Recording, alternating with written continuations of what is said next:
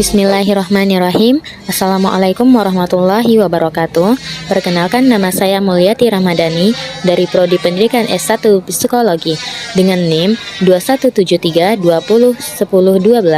Video ini dibuat dengan tujuan untuk menyelesaikan ujian tengah semester di mata kuliah Psikologi Pendidikan Dasar dengan dosen pengampu Bapak Rian Nofrianda, MPSI Psikolog. So, langsung saja, inilah video presentasi dari saya. Selamat menyaksikan. Baiklah, pada hari ini kita akan membahas tentang teori belajar humanistik. Pengertian teori humanistik secara umum yaitu teori belajar yang memanusiakan manusia. Guru tidak boleh memaksakan anak-anak untuk belajar hal yang tidak disukainya. Misalnya, seorang anak yang lagi tidak mood untuk belajar ataupun membaca, kita tidak bisa memaksakan anak tersebut harus untuk membaca hari itu juga. Atau enggak, misalnya kita bilang seperti ini kepada anak itu, kalau kamu tidak mau membaca, ibu kasih hukuman untuk kamu. Tidak, teori ini tidak mengajarkan hal demikian. Teori ini yaitu teori yang berlandaskan kepada asas suka sama suka, di mana jika terjadi perlawanan, berarti teori ini tidak berjalan dengan baik. Selanjutnya yaitu pembelajaran dipusatkan pada pribadi seseorang. Teori ini tidak lepas dari pendidikan yang berfokus pada bagaimana menghasilkan sesuatu yang efektif, bagaimana belajar yang bisa meningkatkan kreativitas dan memanfaatkan potensi yang ada pada seorang anak murid. Jadi, teori ini adalah teori yang sangat sering dipakai di sekolah tingkat taman kanak-kanak ataupun SD, karena seorang guru tidak boleh memaksakan kehendak jika siswanya tidak mau mengerjakan hal tersebut. Kita sebagai guru hanya bisa menjadi fasilitator bagi anak-anak murid kita, memberi mereka semangat dan dorongan akan pentingnya hal tersebut, tetapi kita tidak bisa memaksakan kehendak kepada peserta didik. Berikut adalah contoh penerapan teori humanistik.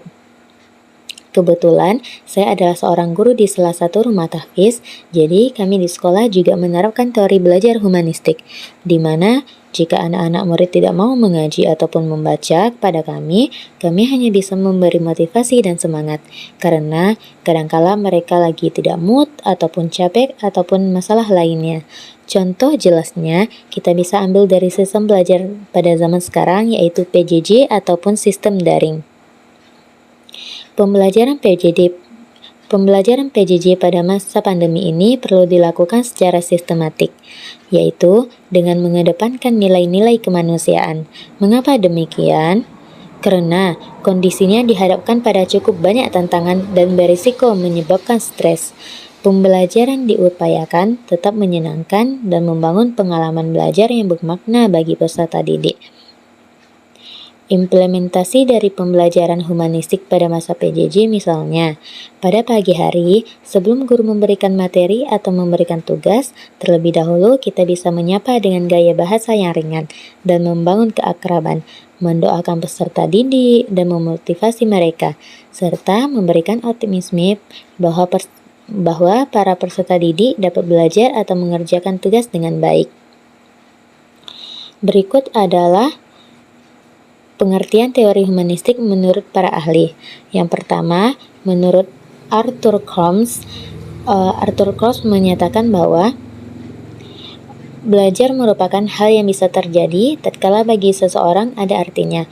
Guru tidak bisa memaksa seseorang untuk mempelajari hal yang tidak disukai atau dianggap tidak relevan. Ketika muncul perlawanan, hal itu sebenarnya merupakan bentuk perilaku buruk yang mencerminkan ketidakmauan seseorang untuk mempelajari hal yang bukan minatnya, karena sama saja dengan melakukan sesuatu yang baginya tidak mendatangkan kepuasan. Yang kedua yaitu menurut Abraham Maslow memiliki pandangan yang berbeda terkait dengan teori belajar humanistik ini. Maslow berpendapat bahwa proses belajar pada manusia merupakan proses yang dilaluinya untuk mengaktualisasikan dirinya. Belajar adalah proses untuk mengerti sekaligus memahami siapa diri kita, bagaimana kita bisa menjadi diri kita sendiri, sampai potensi apa yang ada pada diri kita untuk kita kembangkan ke arah tertentu. Berikutnya menurut Carl Rogers, baginya pengalaman individu merupakan fenomena logika yang dialami oleh individu itu sendiri. Rogers juga berpendapat bahwa setiap manusia memiliki kecenderungan untuk mencapai kesempurnaan hidup. membentuk konsep hidup yang unik dan tingkah lakunya selaras dengan konsep kehidupan yang dimilikinya.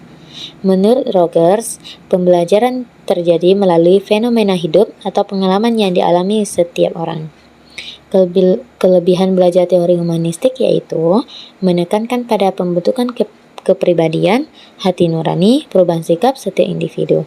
Bisa juga untuk menumbuhkan minat seseorang untuk terus belajar, ataupun menjadikan seseorang memiliki pengalaman yang berarti dan menumbuhkan kreativitas individu. Selain memiliki kelebihan, teori belajar humanistik juga memiliki beberapa kekurangan. Di antaranya, proses belajar bisa gagal jika tidak ada kesungguhan dari setiap individu, bisa memunculkan sikap individualisme, dan peran peserta didik menjadi terbatas karena hanya sebagai fasilitator.